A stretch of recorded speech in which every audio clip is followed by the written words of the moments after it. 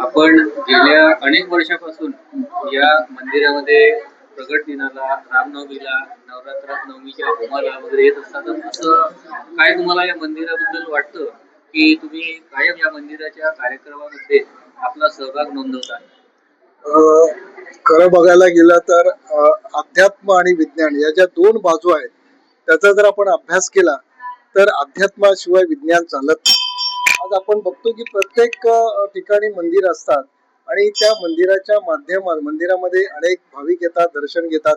त्यांच्या मनामध्ये काही ना काहीतरी एक भावना असते की जर आपण सकाळी जर देवाचं दर्शन म्हणतात ना की गणेशाचं आणि कुलदैवाचं जर दर्शन घेतल्याशिवाय आपला दिवस चांगला जात नाही, तसंच श्री स्वामी समर्थांचं नाव घेतल्याशिवाय, श्री गजानन महाराजांचं नाव घेतल्याशिवाय आपला एकही दिवस चांगला जात नाही. कारण अनेकांच्या जीवनामध्ये संकट येतच असतात, परंतु संकटावर मात करण्याचं काम कोण करतो तर आपल्याला मेहनत करणं ही काळाची गरज आहे. पण त्याचबरोबर जे तुमचं संकट येतं ते मात्र तुम्हाला गजानन महाराज असतील, श्री स्वामी समर्थ असतील, तुमचं कुलदैवत असेल, हे मात्र त्या ठिकाणी तारतात. आपण बघतो की रस्त्याने जाताना खड्डा आहे, पण खड्डा दिसतो, पण तो खड्ड्यात जर दिसून पण आपण जात असेल तर ती आपली चूक आहे. पण त्याला वाचवण्याचं काम हे अध्यात्म करत असतं. आणि गेली अनेक वर्ष आज ऐरोलीमध्ये म्हणजे 21व्या शतकातलं अद्ययावत शहर म्हणून ओळखलं जाते. अनेक उपनगरांमध्ये मंदिर आहेत. म्हणजे धर्मांतर 2 मध्ये सुरुवातीला जेव्हा ही वस्ती स्थापन झाली, म्हणजे शिडकोणी वसाहत स्थापन केली, त्यावेळेला ह्या मंदिराची सुद्धा छोटेखानी म्हणजे छोटं रोपटं या ठिकाणी इथल्या स्थानिक लोकांनी लावलेलं होतं. ते म्हणजे श्री गजानन महाराजांचं मंदिर. म्हणजे कुठलंही वास्तू उभी करताना निधीशिवाय ती उभारला जात नाही.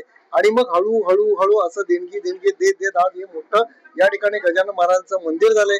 वर्षभर विविध या ठिकाणी कार्यक्रम असतात. मी एक पत्रकार जरी असलो तर माझ्या मनामध्ये अध्यात्माचा जास्त वाटा आहे. म्हणजे 80% मी अध्यात्माकडे देतो. कुठलाही कार्यक्रम असेल तर पहिल्यांदा मी तिथे पोहोचतो.